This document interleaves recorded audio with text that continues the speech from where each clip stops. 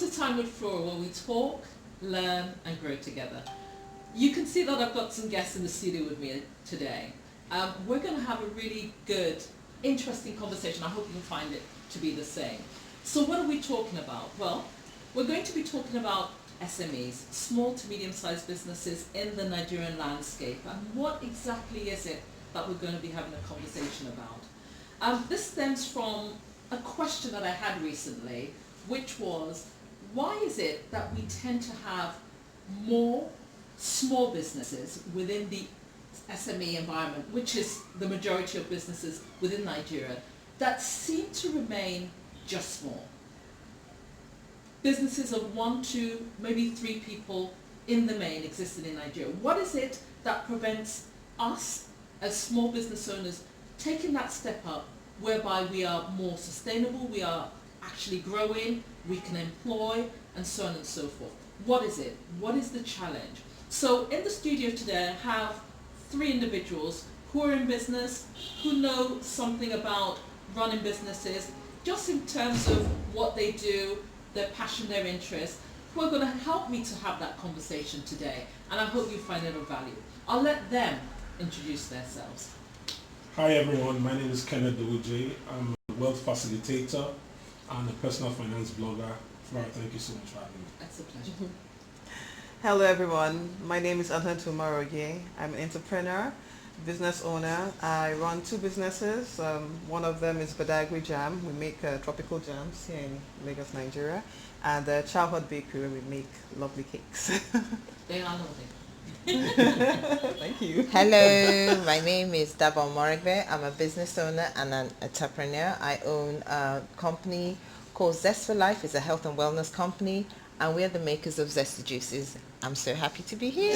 Great to have you, great to have you. So guys, listen, thank you so much for being here. So that is the subject.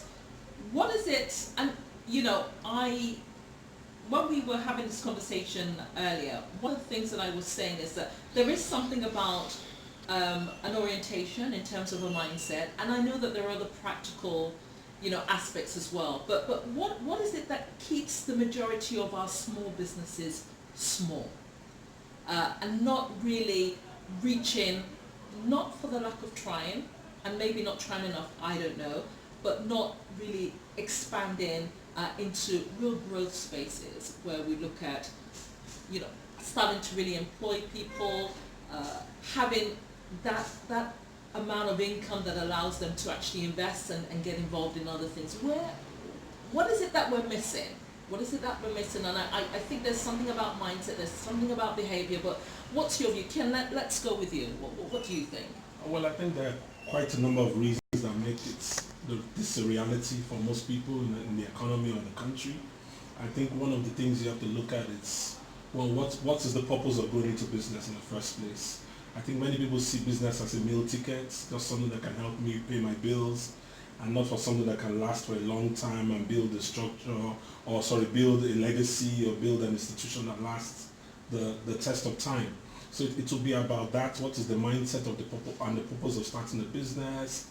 Then 2, it will be about what value are you creating? Are you thinking about something that you want to reach as many people as possible? What's the vision of the business, of the venture? What's the mission?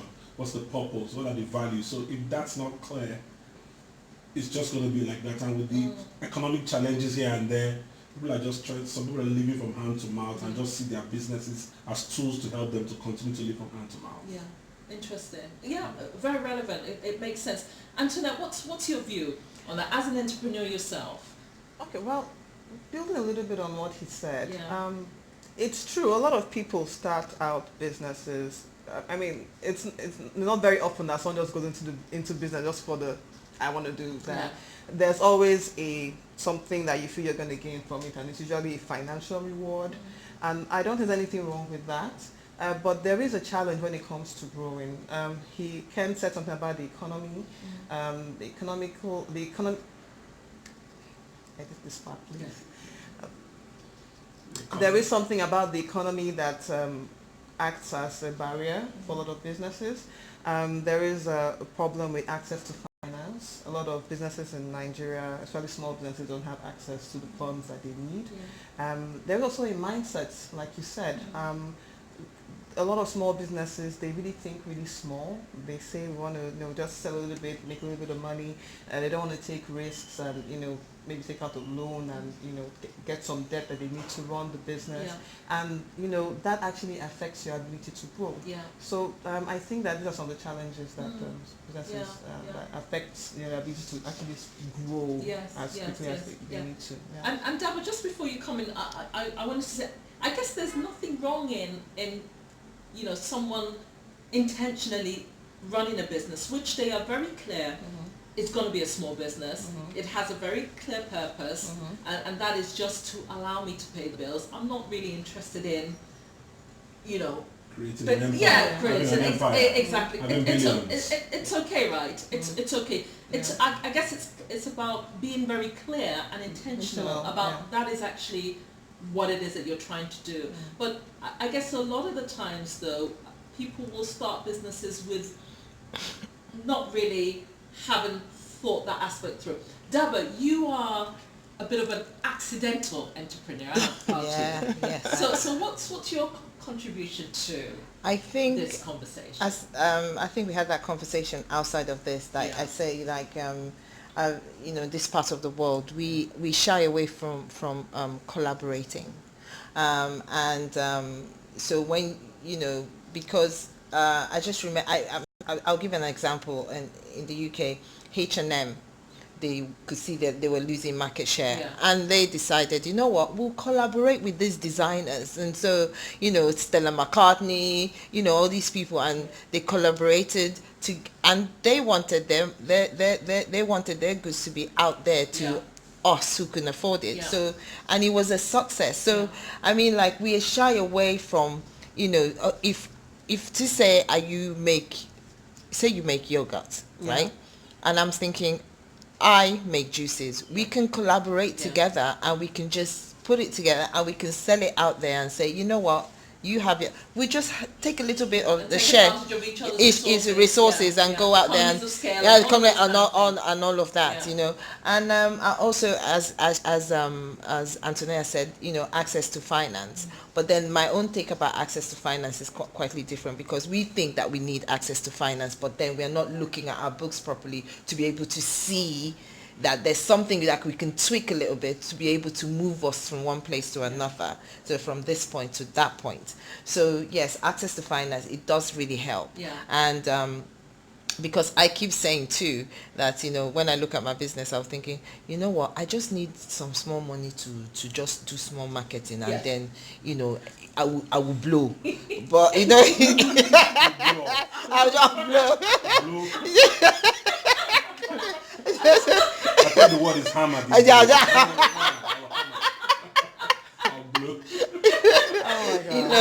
So yeah, so for me, I just say access to finance, and us shying away from collaborating with each other, and also risk. We don't like to take risk.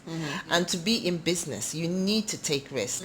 You need to go out and take that big loan, because if you have that vision that you want your business to move from here to there, then you need to use other people's money. These rich people don't use their money to do it. They actually that they take people's money, and then move. That's how they gain expansion. Yes. So we need to be more of a risk taker, and not shy away from I think if I may add to that, there's a bit of a cultural, because you talked about collaboration. I think most people, we see ourselves as competition. Africans or Nigerians don't want to collaborate. I see you as my rival. So we're not collaborating, or we don't have that mentality of collaboration, but the mentality of competition. Because if I collaborate with you, you might steal my idea or steal my customers, and I instantly. But they actually do steal ideas. But hey, I begin to feel threatened. So there's that cultural backdrop behind this. And when you talk about loans, I've met a lot of women African women or Nigerian women. They don't want to take loans. They're always like, no, I can't take a loan. And you say, why? They say, no, I don't want basic in my life. I don't want stress of paying back the loan. And lots of women that I've met they're always careful. They want to be sure that I can pay it back. If I can't pay it back, I'm going to be in big trouble. But so I actually thought that female lenders are safer bets. I've heard this thing many times, and so especially with those kind of micro banks and stuff like that, it was my understanding that they tend to want to loan to women more than they actually loan to men. I actually read a fantastic and remarkable story just before we just today, and it's about women that are load carriers in the market. You know, they come from different cities, they come to Lagos, they are carrying load, and they interviewed about 3 or 4 of them, and they all said, look, I have a loan somewhere that I'm trying to pay back. So I've left my hometown, I'm now in Lagos, carrying load for someone, and I'm paying back my loans. And I found that very, very remarkable, because even though they've defaulted, they are doing other things to pay back the loans. And that's remarkable about women. Men may have thought, oh, I can't meet up, that's it, I'll disappear or something. But the women were still, even though they've left their hometown, they were still paying back. But I've met quite a number of women that tell me, okay, my wife is one, if I may just say that. To take a loan, she's really, I'm telling her other people's money, the concept of risk, she's a bit like, let me just manage where I am and be using my resources and growing, what they call growing organically. Instead of taking, because women are always, they're very sensitive. And if you notice, a lot of people who don't really take that risk, they stay small.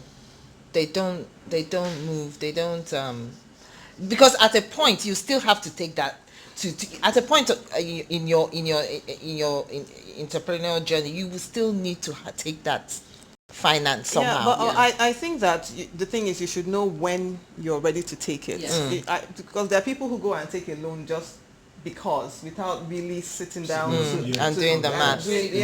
You know, and yes, taking a loan is a good thing. You need that to grow your business, you know. Yes, but if you just go and take a loan when you don't know what you're planning to do with that money, you are more likely to default. And you know, I think you're spot on, because as you guys were talking, I was thinking to myself, well, actually, if the homework is done properly, even the individual that is a risk taker will get the logic of the necessity to take the loan, because they understand strategically what it is that they're trying to do with their business, where they're trying to take their business, and they would have bought into the rationale of what it's now going to take for them to take their business from A to B. But actually, if you are continuing to work from disarray, from a blank sheet of paper, from a lack of knowledge, it is the perception of just taking a loan and what is associated with that would just prevail in your mind. The rationale and the sense of it will not be there. So there is that sort of education, and we were talking about that, weren't we? You know, doing your homework. And a lot of companies, small businesses, don't have business plans. It's part of that. And their books, they don't keep their books. But when you hear the story about the business plan by one telecoms operator in Nigeria, I wouldn't mention the name. They had a business plan, and according to the story, after they started out, within a few months, they dumped the business plan. They ditched it because the Nigerian market was way beyond what they were expecting. This terrain sometimes and that's fine. The business plan, but they will still have. But they still had a plan, though. I don't think that's a reason to not have a plan. Because that's what it is. It's a plan. And what businesses, and that's one thing I like that small businesses are capable of, is that they are dynamic, they are not inflexible, they can change very quickly with whatever they see. So say you have a plan and you are going to do, I don't know, maybe your plan was dependent on some raw material or resource. And then when you started, you suddenly realized that, oh my goodness, in order to get this, there's a challenge maybe with the roads or something, right? Because you're a small business, you are flexible enough to say, okay, I'm going to change it. Maybe instead of going to source A, source B, or I can, there's something you can do about it, and so for a big giant company to do that, I mean, that is actually, because it's not. But then they still changed their plan. Which is a good thing. So they changed their plan. They dumped it. They dumped the one they came with. Trying to be a bit of a devil's advocate. That's fine. I dumped my business plan because I came when I started accidental, but I had this idea about what I wanted to do. But I had to dump it because I now realize that Nigeria market is different too. It's Oh, yeah, completely different from what definitely. you're Well, for what I expecting, was expecting, Yeah. do you get? The same thing. So I had Yeah. to When I was change opening Child the way Hut. I was thinking Yeah. about, where I wanted my business to go Yeah. to.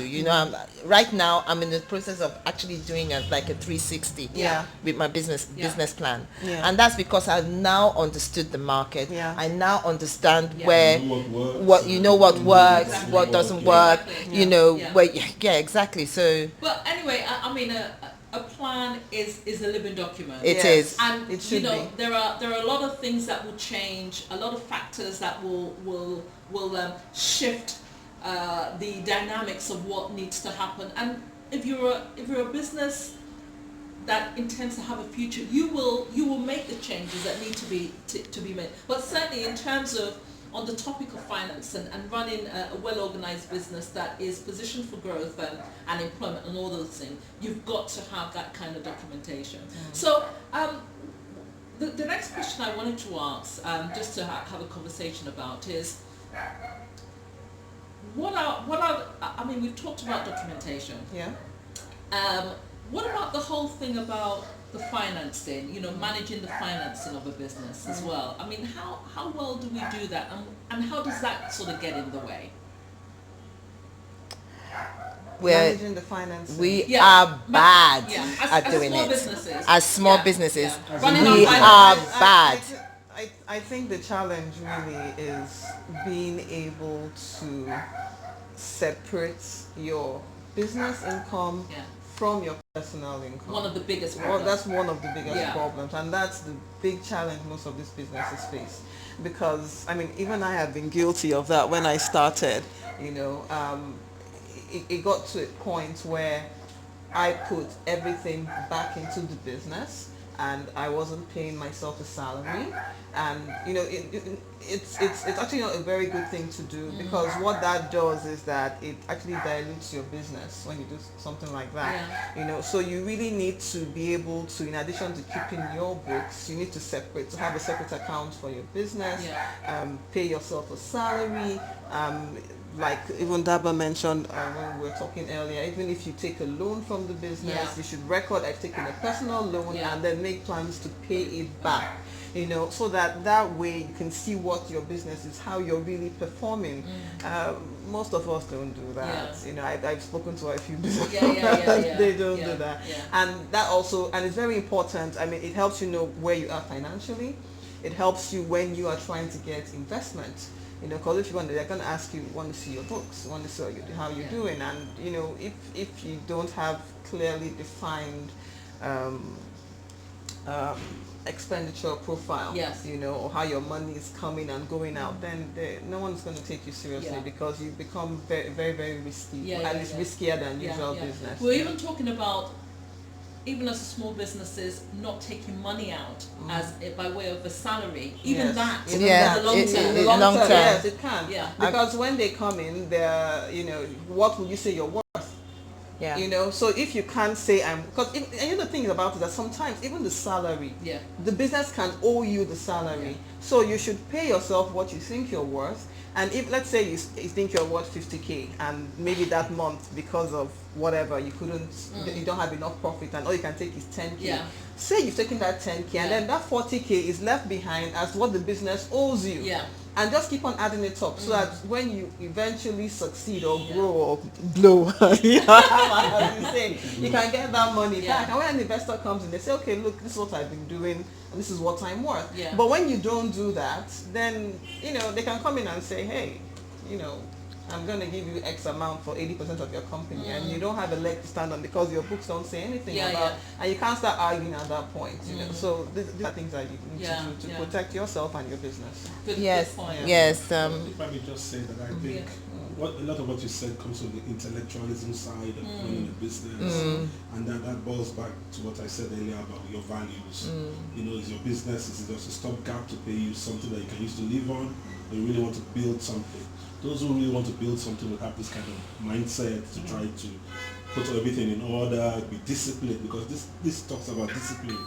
And if I'm not very disciplined, I might take 10,000 now, and 2 hours later, I may take another 10,000, and next week I may take another 10,000. So it's good to add a bit of structure. If you're not disciplined, you can get a bookkeeper, an accountant, somebody you can pay on a retainership, who can help you keep your books, and who you can do a bit of difference to when you want to take money out of the business, just as a kind of control measure. There are certain steps that you can put in place. But when you're not following it from the intellectual capacity of knowing things that you need to have learned to be able to say what you just said, you're just somebody who started a business or something, maybe you're like a dealer in the market or something, you just started a business and you're building it, your mindset is not in that line. You're thinking about exactly. You may draw endlessly from the business. That's why I said some people with the business like a meal ticket. So let me say something. I intellectual side of it, but I'm now thinking. I have a good friend who started. She sells rice in bags now, and she. I don't think she actually started with all these like noting. She's very successful, and one thing I think. We were just writing things in books. She hardly does keep records as such, but she has grown her business from where it was. She used to sell. I think discipline in her mind. She was disciplined. Discipline about when she goes to the market to buy her small rice, what she needs to keep as profit, what she needs to put back into the business, and she did that consistently every single day. She didn't write anything down, and then she had her bank account, so she just go and then she put it in there. Up to now, she doesn't do online banking, but she has grown her business in a way where she's one of the biggest rice dealers in Isolo. But the interesting but it's thing, discipline. No, there is discipline, but you also know that in business there's also a little bit of luck. There's discipline, there's opportunity, and there's also luck. Of course. And in her own case, she's one of the lucky ones who could do that. Because I don't think it's luck. I think it's not luck, because the Igbos do it. The Igbos do it. It's not like the Igbo traders. The Igbos do it. It's not about they're not that intellectual, but they have the discipline. That's what they do. They have the discipline. Okay, but here's the question, right? With most Igbo traders that I've seen, right? They start their business, they do what you're saying, they grow it to a certain point. Then after that, they can't grow any bigger. No. Their business, their Igbo businesses. What happens is that when they move, they now get to a point where they need to grow their business. They will get somebody in to help them push their business. But you see, that's where we're now going now, because when you've gotten anybody who wants their business to grow, they cannot do that if this part that we are calling the intellectual part, I don't know if that's the right word, but if you don't have that, you're going to get to a certain point and then you're going to stagnate or die. Having a system. It's a system. Yes, a structure.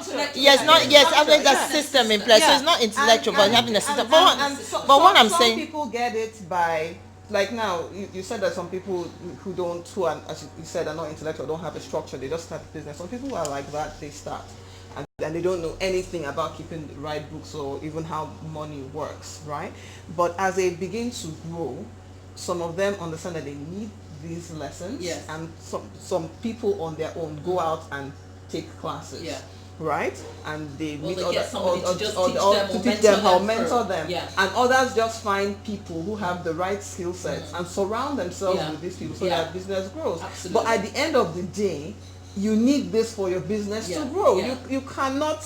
It does not matter how, once you just everything is in your head, eventually it's going to end if you do not surround yourself or possess necessary knowledge to take your business to the next step. It's as simple as that. So in your friend's case, I still say that there's a bit, because there are a lot of people who do what she's doing, they don't even get to that point where they are successful enough to the difference is discipline. Yes, I think there's an element of discipline. And the truth is that while she didn't document, she had a system of sort in place. and then this she and was she was also disciplined to because keep if she wasn't disciplined, it, especially without any documentation, it would have just managed gone. from her own part, it would have been a really big challenge. That's Yeah. right. Yeah, it would have been a really Yeah. big She has challenge. some kind of system that She, she's using, yeah, she She's must not have, telling yeah, you. Yeah. Yeah, yeah. she does.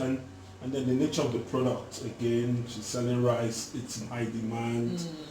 So there are certain factors. You don't need to run a marketing strategy to sell rice. Yeah. It's For a strategy. example, if you're in a position in the marketplace, It could be you a know, very compared to basic. you're selling jam, I think Oh, that's or what you're selling No, it's bread, all you know. no, I don't So think you it, may no, have to but run you a- do, a- no, a- no, a no, no. comprehensive But you marketing no, strategy you do. to be able to. She's You not do. competition. She's not On the that only one same selling street, she rice. has Yeah. 5 people selling bag of rice. So what is the competitive So edge so or so difference? so they she has a strategy of the Tell me way more she than actually. price, or what's the competitive No, edge between No, these hang five on a people? second. Just ask- Carry, What's the What's strategy? it between the 5 people competing? What would be the difference? It's the same rice, It's the same same rice. supply. She has a strategy, and I don't know. I'm not there when she does, but she's actually making her money. yeah. And there's I'm sure that she has a marketing strategy that she has developed, that because she's still there and she's still going strong. So she must have developed in her way, have developed a strategy for her to keep on selling what she's selling and growing her business. Yeah. I mean, she must have done, in terms of how she's engaged with her customer base. Exactly. The truth is It could be. Hers is a very kind of, in quotes, simple environment, but the principles are still the same. Same. If it was a more complex organization. And I do think as well, the system, her own simple system and her discipline has actually stood her in good stead. I think so. Yeah. I mean, what else? What else is worth talking about in relation to this? What else is there that small businesses that are small miss in terms of growth? And let's Government policies. Let's agree that we are focusing talk about what they miss. on small what they miss. businesses Okay, yeah. that actually want to grow. They don't realize that they need to grow as much, but those that do want to grow, but they are not being as intentional as they should do. So what are some of the things? Maybe marketing.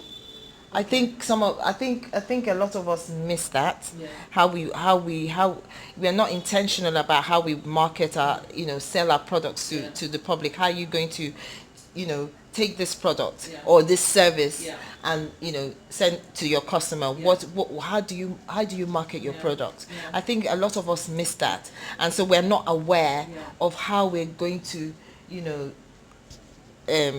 you've got cake. How am I going to sell this cake to the man on the street or someone who's going to come into my store? And I think that this word sustainability and letting it almost guide everything as a kind of reference point, so that even when you're talking about marketing, even when you're talking about managing the finance, having sustainability at the back of your mind always, that this is a business that I just don't want to be here for the next 12 months, but I actually want it to be here for much longer than that. What is it going to take to have it running as long as that? Yeah. Beyond me, as a business that has a legacy, what are the things that I need to? It's almost so the other day. In addition to her marketing, another thing I think that a lot of small businesses don't really get right is customer engagement. Yeah. Let's say you do your marketing and you have the customer. Somebody comes in either to make inquiries or to buy your product. What happens after the sale has been made? What happens after the inquiry? Even while it's being made, even the quality of the engagement. Exactly. Yeah. The relationship. As the relationships do matter.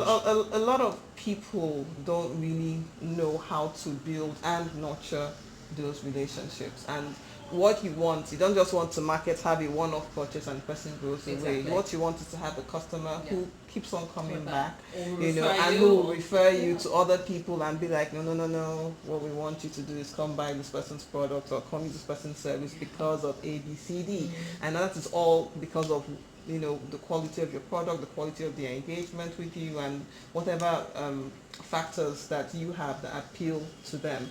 So I think that in addition to marketing, which is very important, what you now do after that, when you're now talking to a customer or a potential customer, will also help in growing your business. Good point. Yeah. And what about, because the word collaboration was used earlier, what about using professional services. How and I'm talking about things like people supporting with tax and accounting and even banking, relationship manager and all those kind of things.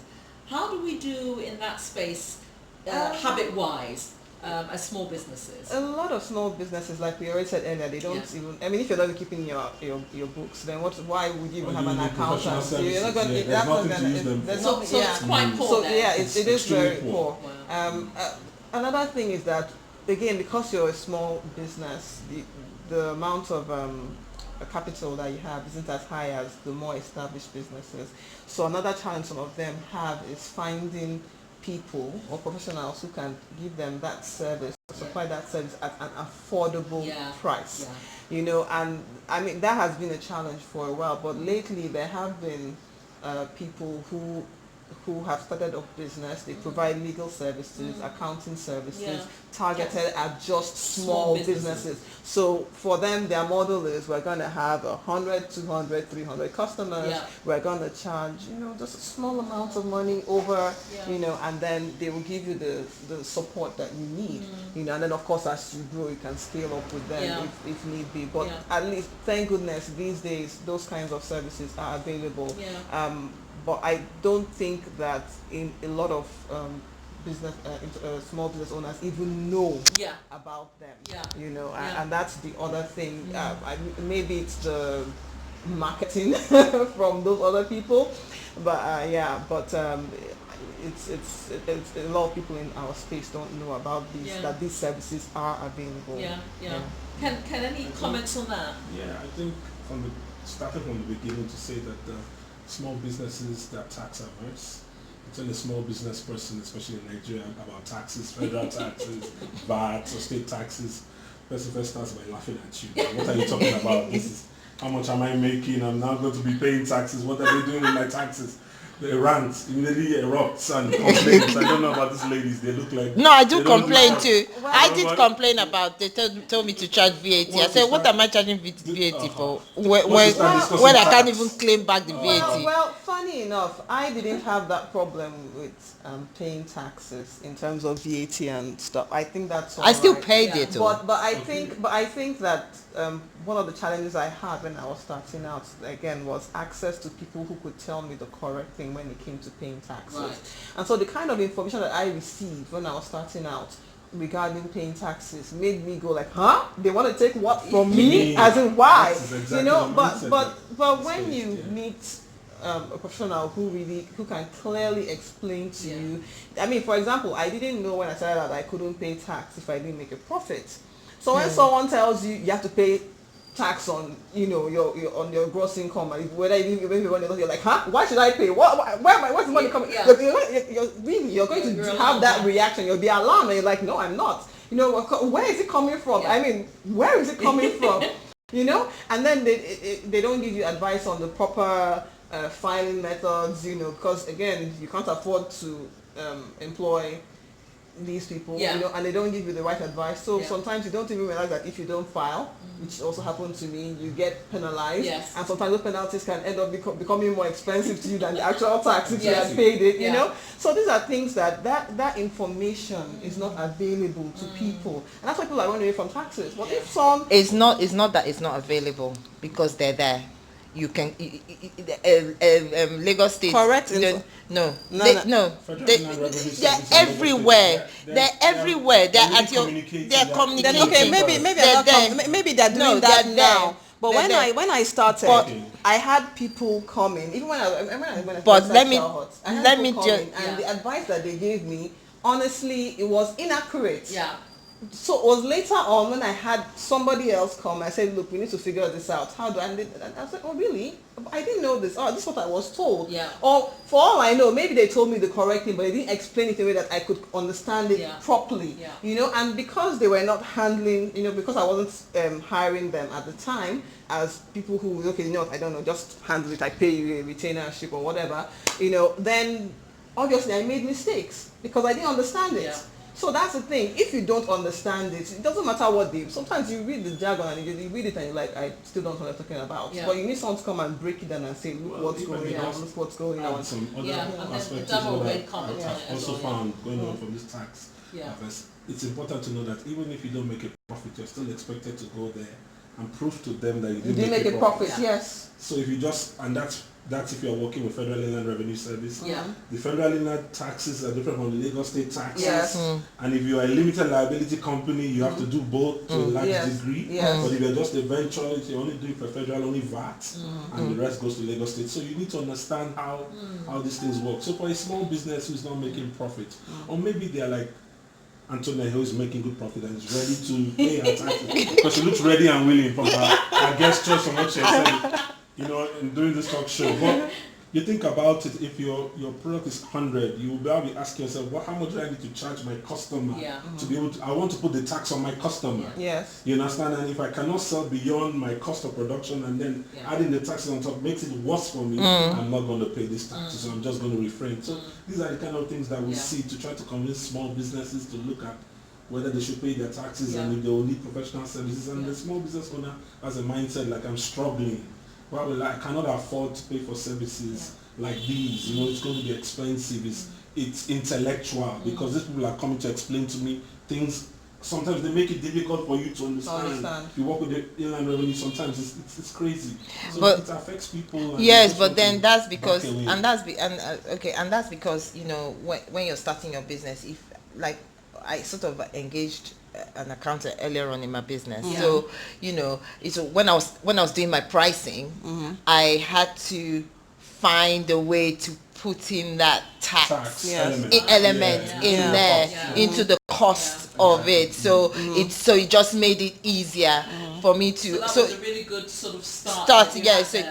So instead of like after a while, when you put maybe VAT is 5%, you put 5 boom on top. It was already inside the price. And so it just made it, easier. So I think for small businesses now, when they want to start, I think it's from the beginning to engage someone professional. That's a really good to engage someone professional, so they don't fall into that because they are really hell bent on tax now. Now they're talking that we must pay our VAT.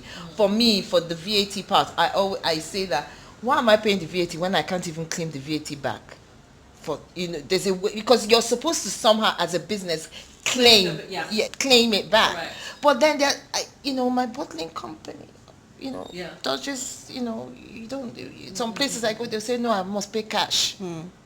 Wow, that's an interesting one, because if you say, are you talking about getting part of the VAT back into your pocket? Oh yes, because the way withholding taxes. There's withhold tax. There's a way withholding tax is company to company, right? So there's you withhold tax. But VAT, there's a way, like say I want to buy like some office equipment, right? They charge VAT.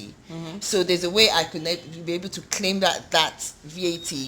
From I don't pay. I claim it back when I'm doing my tax returns. So I'm able to get some deductions from that VAT. So really, it should be standard, but it's not. Europe, but I've never seen But that's the thing. But that's the rationale behind VAT. It's not. It hasn't changed from Europe and this thing. It's just that they're not implementing it the way that we should, and they're not explaining to business owners that that's the way it should be, right? So, and now we're not insisting when we as business owners, we are not insisting that when we take our invoices or receipts from these companies, we're not insisting that they need to put the VAT. And that just comes down to what we were saying earlier, because a lot of businesses don't even know. Because a lot of what you said They there would be don't know. an absolute mystery. To me, So they don't even they don't know But that They're supposed to do it here. And but look, let's go back a bit to the government policy, because if you've tried to pay your taxes before and you try to get your your statement of accounts, you're trying to get your tax clearance. I've been through that route for a couple of years. The system that they have is not exactly stellar. Because if you want to ask for the payments you made 2 years ago to try to reconcile it, you now have to open your files again. Somehow there are issues. So I don't know whether there will ever be a way, because you can come with some receipts and say, like I've seen it in Europe before, you buy something at the airport, and you're claiming some money. It's funny, you go to the airport and say, see my receipts and give me some money back. I can only hope that since taxes, you can now pay your taxes online, right? So there's some kind of store record database, whatever. I can only hope that eventually you should be able to get that kind of historical information. You know, because like you said, it's if you go there, they're going to open the file. But the scary thing as well with these tax things are when they make it obvious that you're actually paying tax, the next thing you're getting calls from the tax office.